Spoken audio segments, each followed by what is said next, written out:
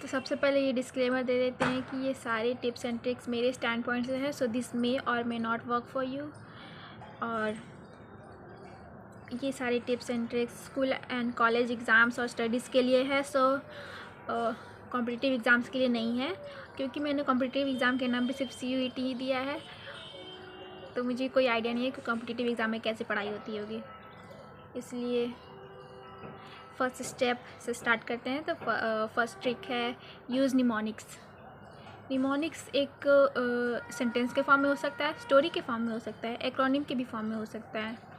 Mnemonics use करने से पढ़ाई थोड़ी इजी और फन हो जाती है। जैसे फॉर एग्ज़ाम्पल एक कोई टॉपिक है और उसके कुछ बहुत सारे पॉइंट्स दिए हुए हैं, तो ये रिमेंबर करने में बहुत मुश्किल होता है मेरे लिए। तो क्या करते हैं कि ChatGPT में जाके वो सारे पॉइंट्स लिख के बोलते हैं कि एक फ़नी सा निमोनिक्स बना दो, तो वो बहुत अच्छा सा निमोनिक्स बना देता है, उसको याद करने में बहुत ईजी पड़ती है। और सेकंड टिप्स है कि राइट एंड रिकॉल, यानी कि जो भी हम लोग पढ़ रहे हैं उसको लिख के देखते हैं, एकदम गंदी हैंडराइटिंग में जल्दी जल्दी जल्दी लिख के देखते हैं कि हमने क्या पढ़ा है वो सब। और थर्ड ट्रिक होगी कि माइंड मैप्स बनाना सीखो। अगर माइंड मैप्स बनाना नहीं आता तो सीखो, बहुत ज़रूरी है। अभी मैंने रिसेंटली स्टार्ट किया mind maps banana.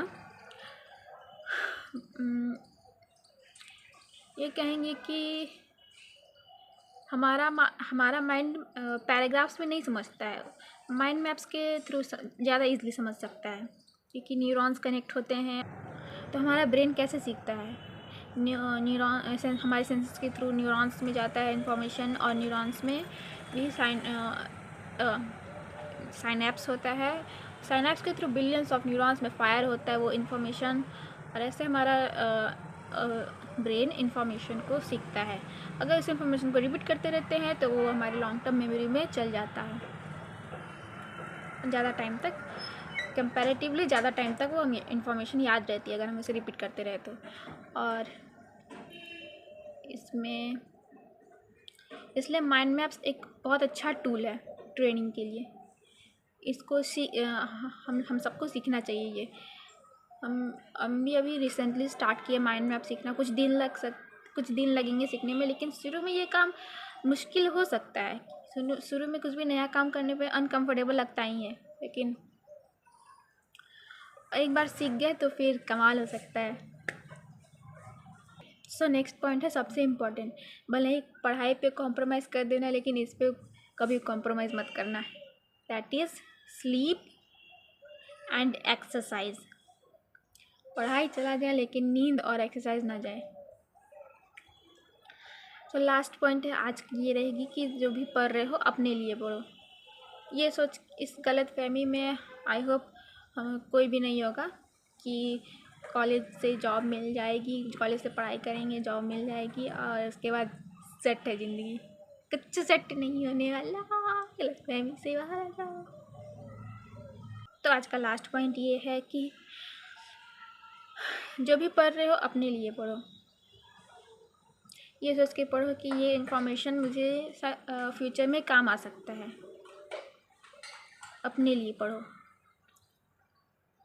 I hope कोई भी इस गलत फहमी में तो नहीं होगा कि कॉलेज से पढ़ेंगे जॉब लगेगी उसके बाद ज़िंदगी सेट है। ये सब 50 साल पहले काम करता था, लेकिन अब काम नहीं करेगा। इस गलत फहमी से हम लोग जितना जल्दी बाहर आ सके उतना अच्छा होगा हमारे लिए, क्योंकि आने वाले फ्यूचर में मीडियोक्रिटी के लिए कोई जगह नहीं बचने वाली है। There will be no place for mediocrity.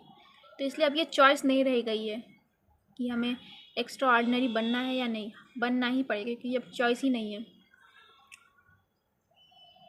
तो सीखो पूरे दुनिया में क्या हो रहा है, पूरे वर्ल्ड में पॉलिटिक्स के लेवल पे, जियो पॉलिटिकल लेवल पे, फाइनेंशियल लेवल पे क्या हो रहा है, सिलिकॉन वैली में किस किस तरह की स्टार्टअप कंपनीज को कितनी फंडिंग मिल रही है, ये सब सीखो। और ये इतना मुश्किल भी नहीं है, क्योंकि अगर one step at a time लेके चलेंगे तो हमें मुश्किल नहीं लगेगी, आसानी से सीख सकते हैं, कोई मुश्किल नहीं है इसमें। थैंक यू सो मच मेरी वीडियो देखने के लिए।